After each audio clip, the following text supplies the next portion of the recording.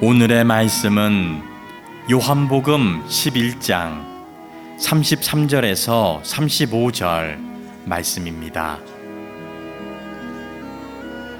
예수께서 그가 우는 것과 또 함께한 유대인들이 우는 것을 보시고 심령의 비통히 여기시고 불쌍히 여기사 이르시되 그를 어디 두었느냐 이르되 주여 와서 보옵소서 하니 예수께서 눈물을 흘리시더라. 아멘. 여러분, 종교의 시작은 언제부터라고 생각하십니까? 언제 종교가 생겼을까요? 그 인간이 죽음을 경험하기 시작했을부터 아마 종교가 생겼을 것이다, 이렇게 종교학자들이 추측합니다. 종교학자들은 인간이 언젠가 자신이 죽게 된다는 유한성을 경험하고 나서 갑자기 이제 우리 아버지가 죽더라, 우리 할아버지가 죽더라, 그러면 죽음에 대한 공포나 불안을 어떻게 다뤄야 하지? 고민하다가 아마 종교가 생겨나기 시작했을 것이다, 이렇게 추정하는 거죠. 당연히 죽음 이후에 아마 또 다른 세상이 있을 거야. 우리가 흔히 사후세계라고 하는 관심이 종교와 함께 발달했기 때문입니다. 예를 들면 죽음 이후에 다시 태어나는 환생을 믿는 종교도 있고요, 영원히 죽지 않는 영생 혹은 새로운 몸으로 태어나는 부활을 믿는 여러 종교가 생겨나게 된 것입니다. 기독교도 예외가 아니죠. 생명을 주신 하나님, 그리고 숨을 우리에게 불어 넣으셔서 생명이 되게 만드셨다 라고 하는 것을 믿는 것이 창조 신앙인데, 그러고 나서는 우리 죽음 이후에 이 하나님 나라와 부활을 믿어야, 그런 신앙을 가져야 우리가 기독교인이 되는 거 아니겠습니까? 그렇다면 이 죽음이라는 것이 참 우리에게 중요한 주제 같아요. 그렇죠? 이 죽음을 어떻게 정의해야 할까? 여러분, 어떻게 하면 죽는 겁니까? 너무 쉬운 질문이죠. 숨을 안 쉬면 죽는 거지 뭐.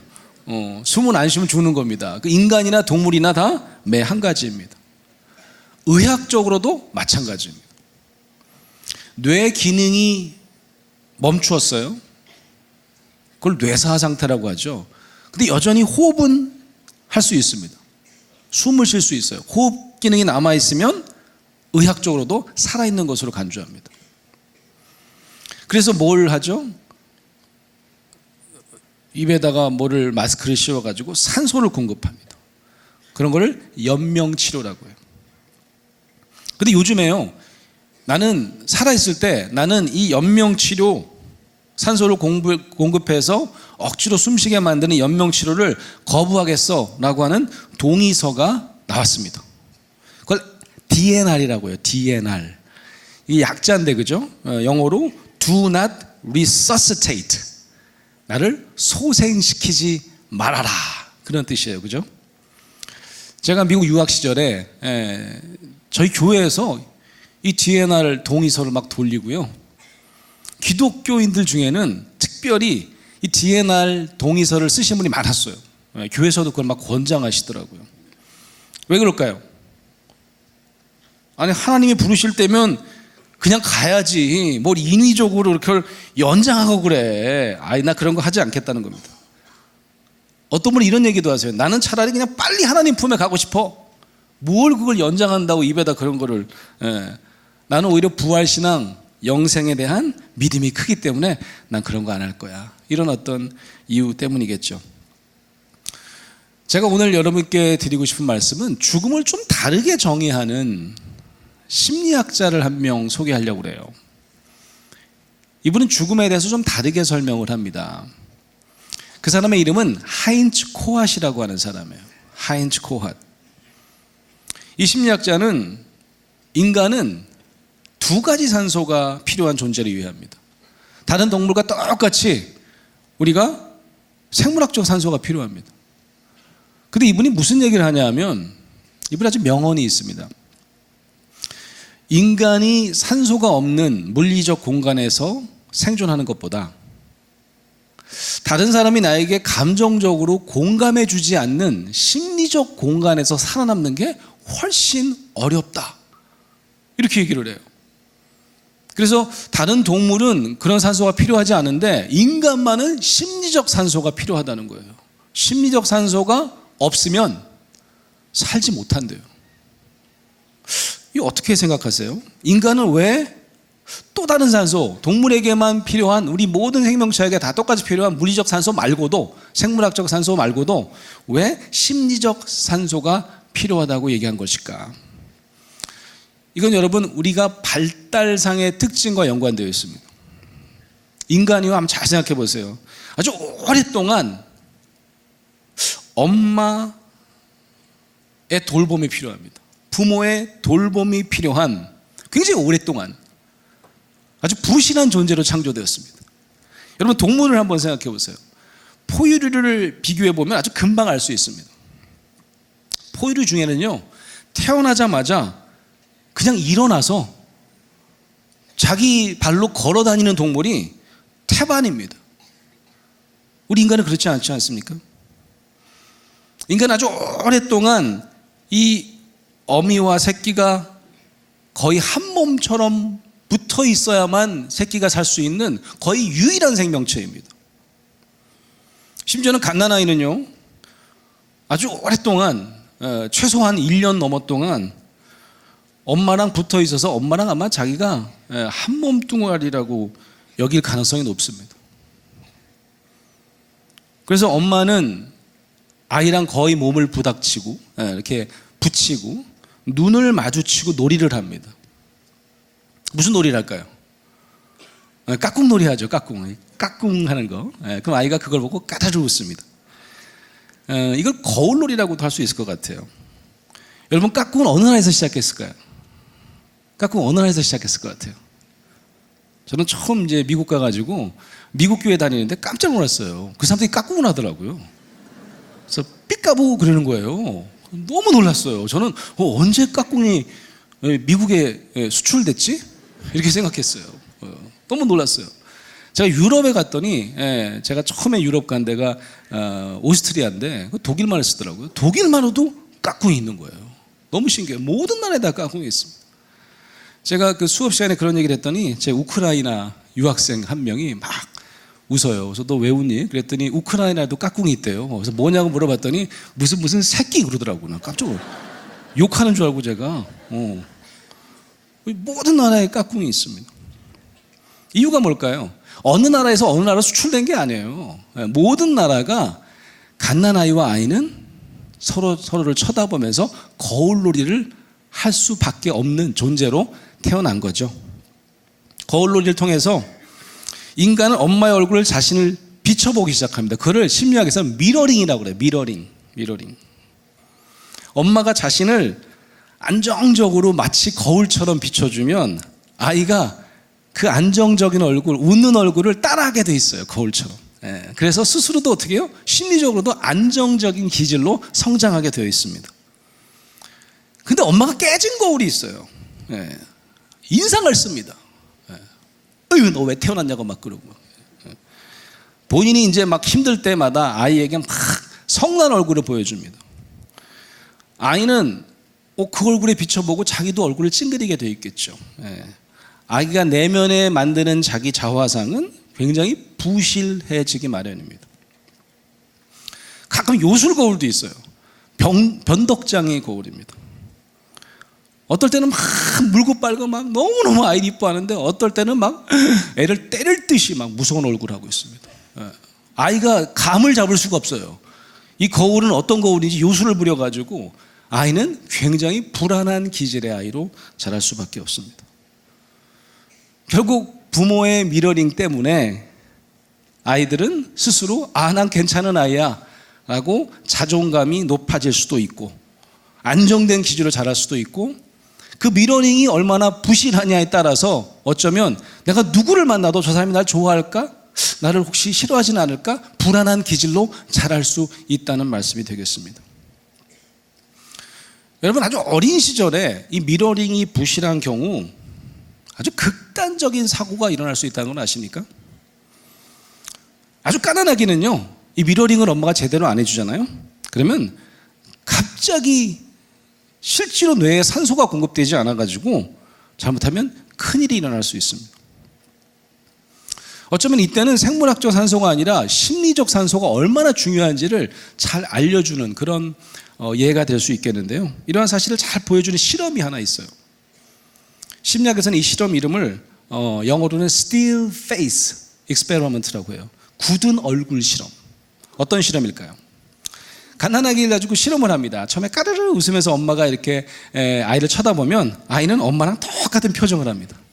엄마가 손짓을 하면 엄마가 손짓을 따라합니다. 엄마가 저 하늘을 쳐다보면 하늘을 쳐다봅니다. 거의 거울처럼 따라하는 거예요. 그러다가 엄마가 갑자기 이렇게 뒤로 돌았다가 무표정하게 가만히 있는 거예요. 그럼 아이가 살짝 놀라가지고 그런데도 엄마를 막 웃기려고 그래요. 왜냐면 좀 전에 한 게 있으니까.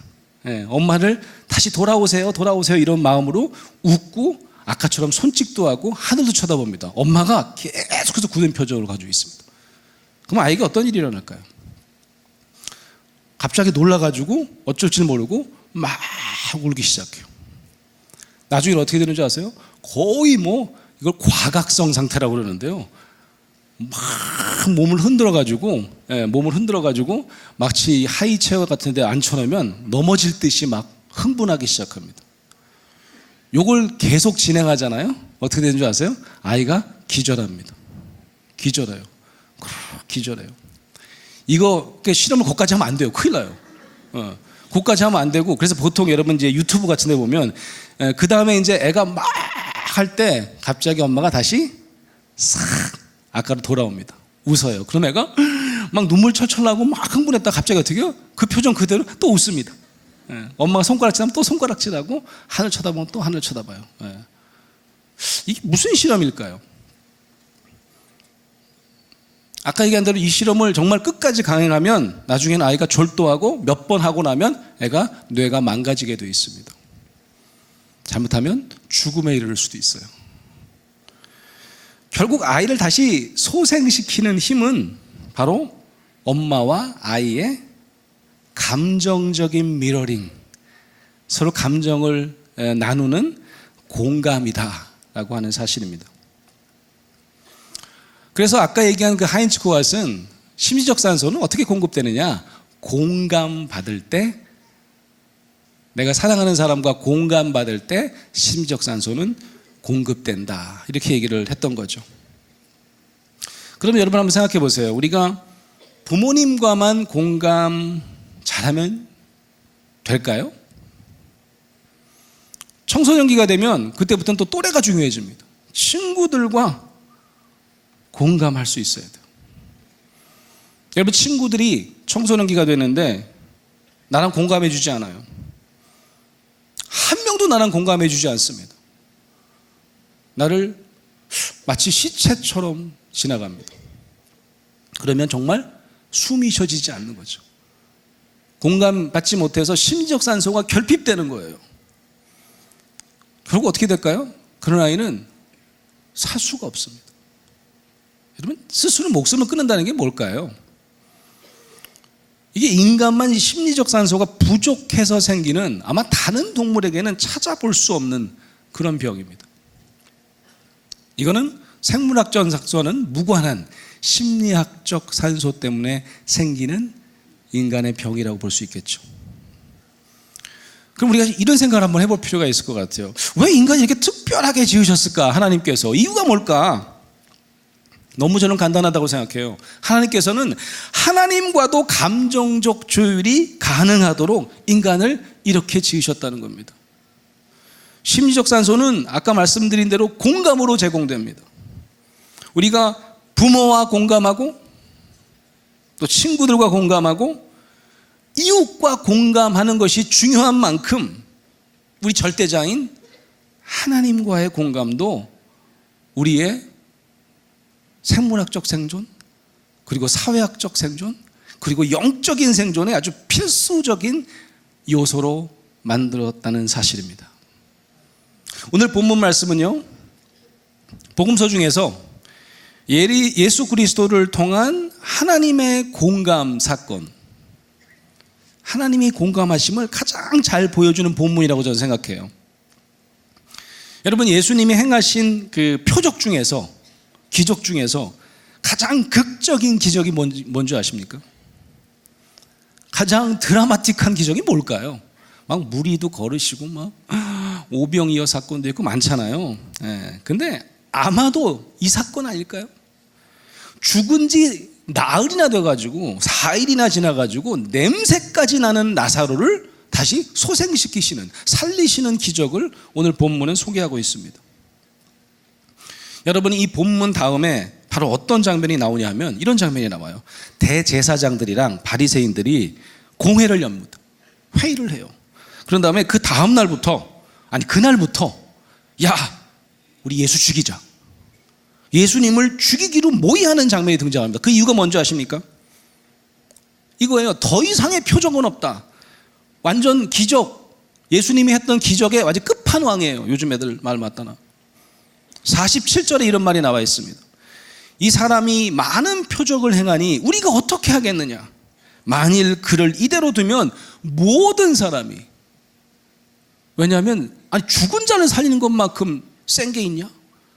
야, 이제 이거 소문나면 모든 사람이 그를 믿을 것이요, 그리고 로마인들이 와서 우리 땅과 민족을 빼앗아가리라. 두려워진 거예요. 그냥 병을 고치는 기적이 아니라 이거는 죽은 사람을 생명으로 돌이키는 기적, 이건 정말 신만이 할 수 있는 거다. 이건 좀 시적인 일이다.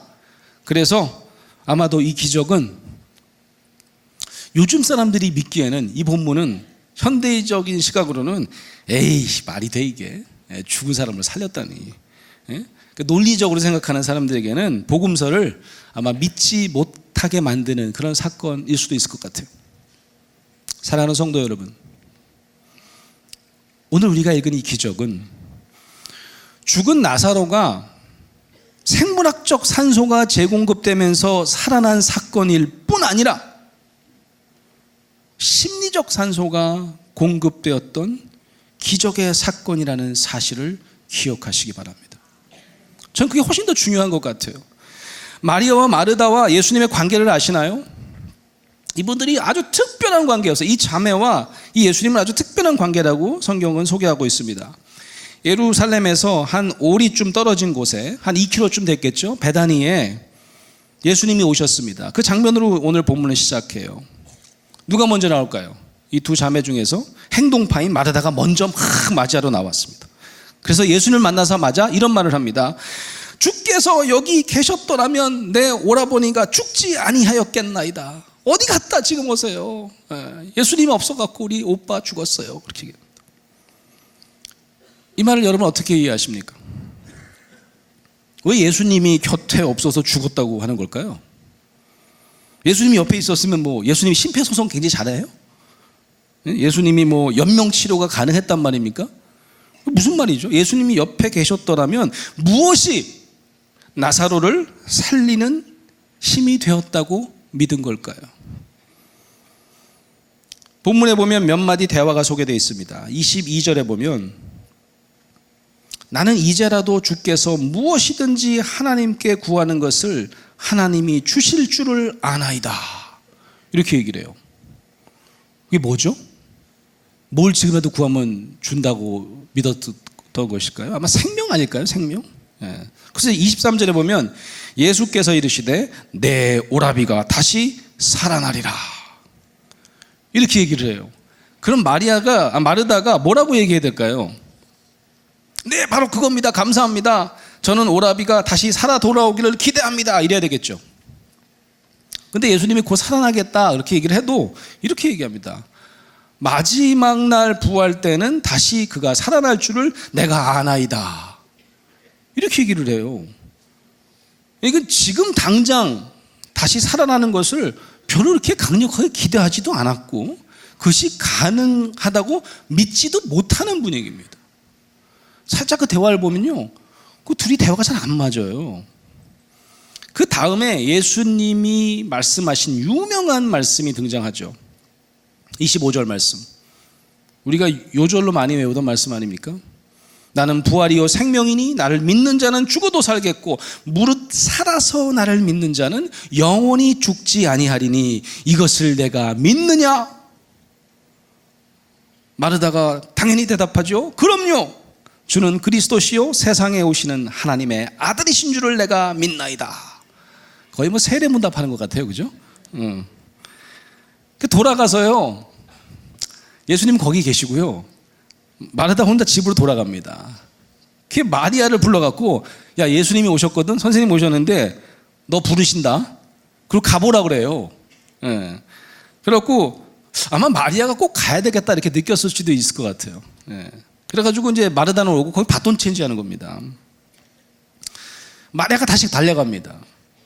여전히 예수님은 마을에 들어오지 않고 그 자리에 그대로 계십니다.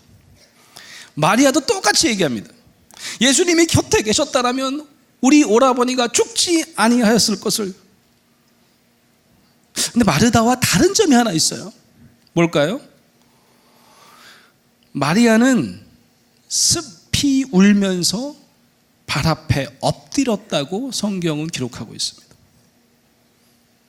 오늘 본문 말씀에 보면 예수께서 그가 우는 것과 또 함께 온 유대인들이 우는 것을 보시고, 유대인들이요 마리아가 막 울면서 가니까 마리아가 불쌍해서 함께 울면서 막 같이 온 겁니다.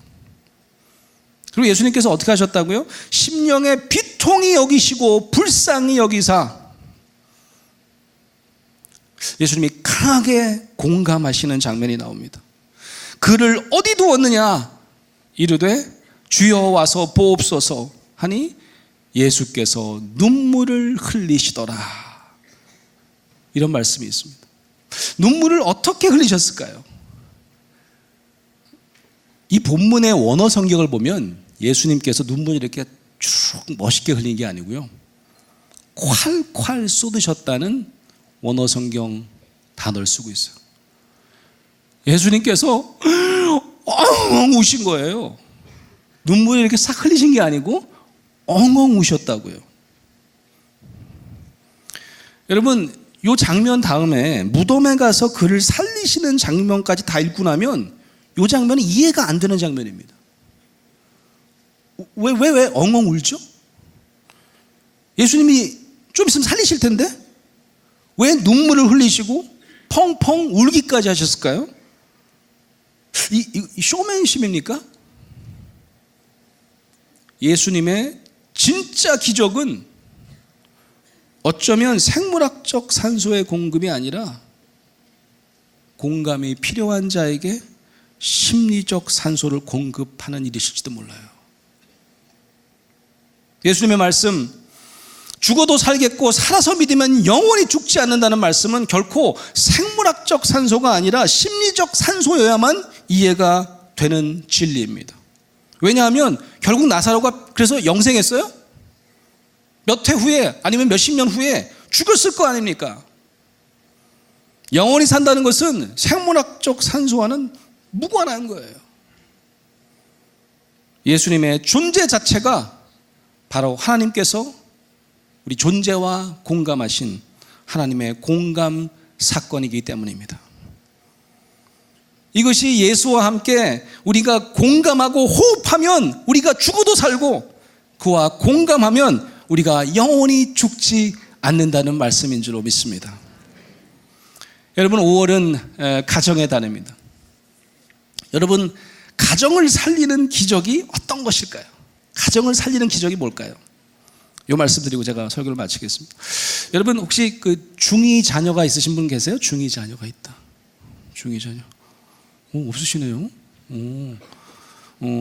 예전에요 중2병이라는 말 만들어냈어요. 그죠? 미디어가 중2병 해가지고 제가 예전에 한참 됐습니다. 한 7, 8년 전에 라디오 방송을 한 적이 있었는데, 그때 이제 제가 어떤 코너를 맡아가지고 PD가 우리 중2병 시리즈를 한번 해보세요. 그래서 중2병 사례를 받아가지고 제가 이렇게 코칭해주는 그런 방송을 한 적이 있어요. 어떤 분이 사연을 보냈습니다. 중2 딸이 있대요. 근데 중2 딸이 굉장히 공부를 잘해요. 그리고 반장을 합니다. 그럼 야단칠 일이 전혀 없었겠죠. 근데 갑자기 중2가 되더니 완전히 바뀌었다는 거예요. 어떻게 바뀔까요? 중2가 딸이 들어온 다음에 이렇게 누르는 거 있잖아요. 띠띠띠띠 아이씨, 띠띠띠띠 아이씨, 3번 한대요. 띠띠띠띠 아이씨. 그럼 이제 아이가 사실은 이렇게 사인을 보내는 거예요. 이게 뭐가 화가 났다는 얘기겠죠, 그죠? 근데 엄마가 알아들어요, 못 알아들어요? 못 알아듣고 얘가 왔구나. 또 중2병 도진애가 왔구나. 그래서 이제 심호흡하고 계신 거죠. 들어온 다음에 또 어떻게 할까요? 들어온 다음에 엄마가 분명히 있는데 자기 들어온지 뭐 아는 척도 안 하니까 이제 가방을 던집니다. 가방을 팍 던졌어요. 가방이 막 그냥 하도 무거워가지고 공부 잘하는 애들 가방 무겁겠죠. 막 소리가 납니다. 그 엄마가 그때 이제 얘기를 합니다. 걔 딸 이름이 수진이라고 그러면 수진아 집에 오면 아주 고운 말로 했다고 그 사연에 써 있었어요. 엄마한테 인사부터 해야지. 그랬더니 이 아이가 갑자기 화가 나가지고 뭐 인사 그러더니 아이씨 됐거든 하더니 갑자기 그 숫자로 하는 욕 있잖아요. 그래서 그 숫자로 하는 욕을 빡 한 거예요. 그러니까 엄마가 귀를 의심합니다. 너 수진아 지금 뭐라 그랬니? 엄마한테 지금 뭐 18이라고 그랬니? 그러니까 그래 했다 어쩌려고 한 번 더 합니다. 어땠을까요? 엄청나게 화가 났어요. 그래갖고 막 다다다다닥 다가옵니다. 도망가야겠죠. 딸이 도망갑니다. 그래서 문을 닫고 도망갔어요. 그래갖고 막 엄마가 문 열어. 너 죽었어 오늘. 너 공부 잘한다고 봐준다 그랬더니 너 중2병 너 완전히 끝장이야. 너 오늘 아직 끝장내자. 막 문을 부십니다. 막 나오라 그럽니다. 빨리 나와. 그랬더니 뭐 엄마한테 안 나갈 거거든. 막 난리가 났어요. 둘 다 굉장히 분노 감정을 느끼죠. 두 사람이 다 분노 감정을 느끼니까 이걸 공감이라고 하면 될까요? 안 될까요? 두 사람이 공감하고 있습니까 지금? 이걸 공감이라고 하면 안 돼요. 왜냐하면 진짜 감정은 아직 나오지도 않았습니다. 진짜 감정은 우리의 가장 밑바닥에 있어요. 그래서 제대로 엄마가 공감을 하려면 아이가 한 가방을 던질 때쯤에 달려와서 뭐야 무슨 일이야 물어봐야 됩니다. 아직까지 이 안에 있는 감정은 나오지도 않았어요. 사실은 막 원망하는 것 같지만 진짜 감정은 이 안에 있습니다. 그래서 물어봤더니 어떤 일이라고 얘기할까요? 오늘 이제 잘 나가는 중3 언니한테 당한 겁니다, 이 아이가. 여러분 잘 나가는 중3 언니들이 어떤 언니들인지 아세요? 어떤 분은 뭐 일진 막 이렇게 얘기하는데 그냥 뭐 치마 좀 말아 입는 언니들이에요. 막 멋내는 거 좋아하고 이 언니들은 공부 잘하는 애들 보면 막 아주 못마땅하겠죠. 그래서 얘를 불렀습니다. 너 일로 와봐봐. 너 공부 잘하고 너 반장이라고 너무 나댄다. 그래가지고 야단을 치는데 뭐 때문에 야단 쳤을까요? 인사 안 한다고 야단 쳤습니다. 근데 아까 엄마가 뭐라 그런 거예요? 집에 오면 엄마한테 뭐부터 하라고? 그래갖고 화가 팍 더 난 거예요. 근데 중요한 감정은 어떤 감정이냐면 아니 너무 맞는 게 무서운 거예요. 이 아이가 맞아봤을까요? 안 맞아봤을까요? 공부 잘하는 애는 맞을 일이 없습니다.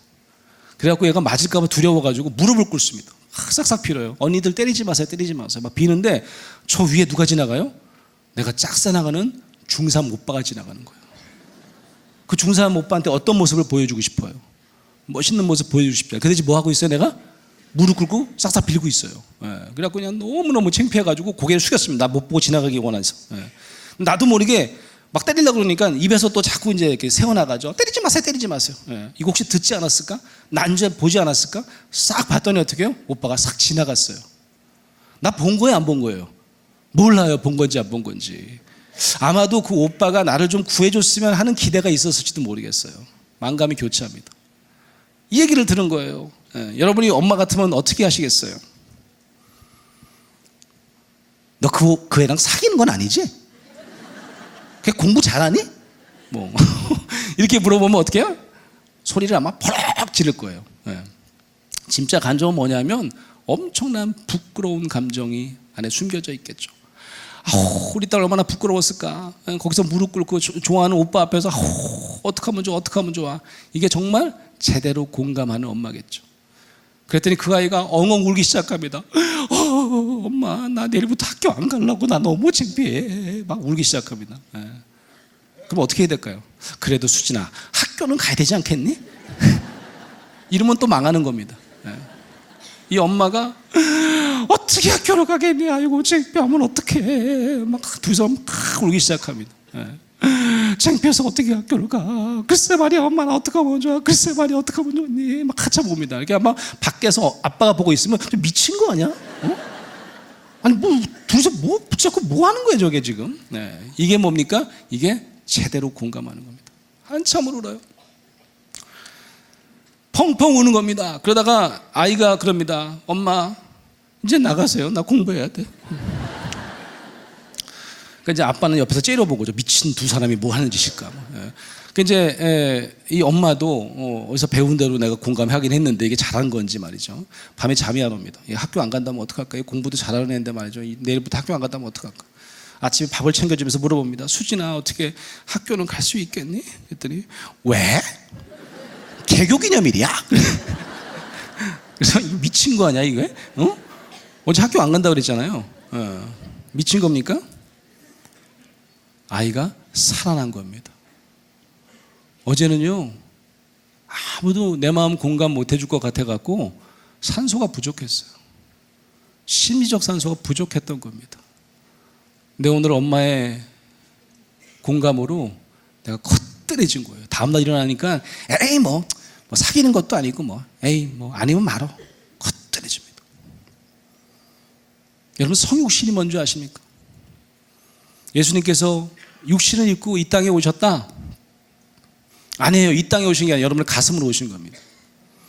하나님은 우리와 뜨겁게 공감하시기 위해서 예수님을 보내주셨다는 사실을 믿고 고백하시는 저와 여러분 되시길 간절히 소망합니다. 사랑하는 성도 여러분, 예수님을 닮아가는, 특별히 공감하시는 예수님을 닮아가시는 저와 여러분 되시기를 간절히 축원합니다. 우리의 가정에서, 우리의 곁에서 공감하시고 펑펑 눈물 흘리시는 예수님을 느끼시기 바랍니다.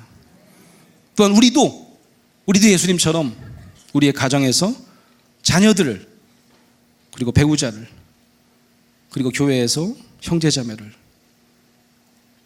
또 오늘 함께 하신 우리 여러 VIP들, 또 우리 주변의 여러 이웃들을 공감하셔서 그들을 마침내 살려내시는 기적의 주인공이 되시기를 간절히 축원합니다. 아멘.